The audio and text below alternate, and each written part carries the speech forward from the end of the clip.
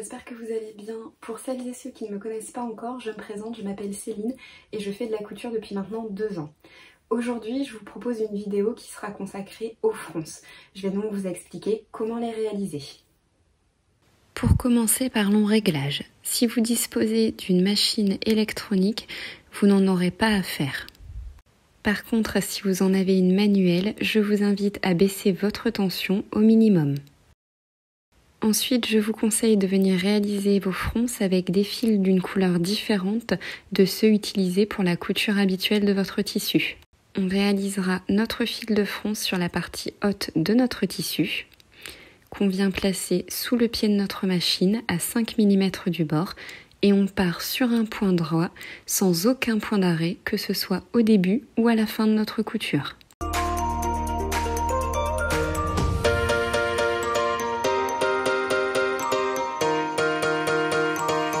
On va ensuite venir tirer sur le fil qui correspond à notre canette.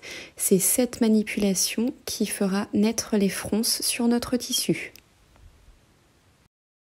Une fois nos fronces réalisées, la première étape consistera à venir vérifier que notre tissu froncé fait exactement la même largeur que le tissu auquel on souhaite venir l'y coudre.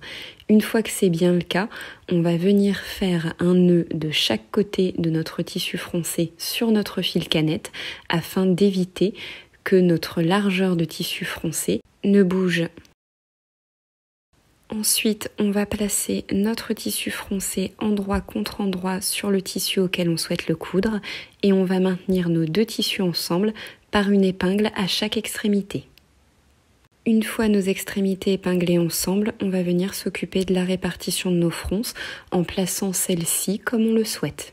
Quand la répartition nous convient, on peut venir épingler tout le long.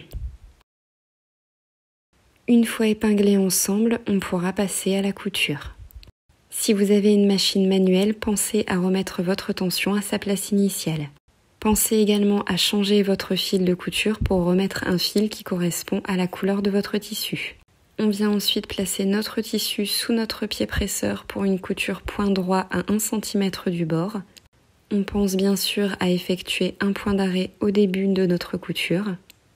Je vous conseille de placer les fronces face à vous afin de pouvoir modifier la répartition si vous voyez à un moment donné que vos fronces sont mal placées, ou tout simplement pour pouvoir les positionner au mieux au moment où elles passeront sous votre pied. Et on n'oublie pas non plus d'effectuer un point d'arrêt à la fin de notre couture. On peut ensuite enlever nos épingles. On pense à vérifier que nos fronces sur l'endroit correspondent à ce que l'on attendait. Si c'est bien le cas, on pourra venir enlever notre fil de fronce sur l'envers. C'est pour cette raison que je vous avais conseillé d'utiliser un fil d'une couleur différente de celui de votre tissu afin de savoir justement quel fil il faudra enlever. Cette vidéo est désormais terminée, j'espère qu'elle vous aura plu et qu'elle vous aura été utile. N'hésitez pas dans tous les cas à me laisser votre avis en commentaire, un pouce en l'air et à vous abonner à ma chaîne pour d'autres vidéos. Quant à moi, je vous dis à bientôt.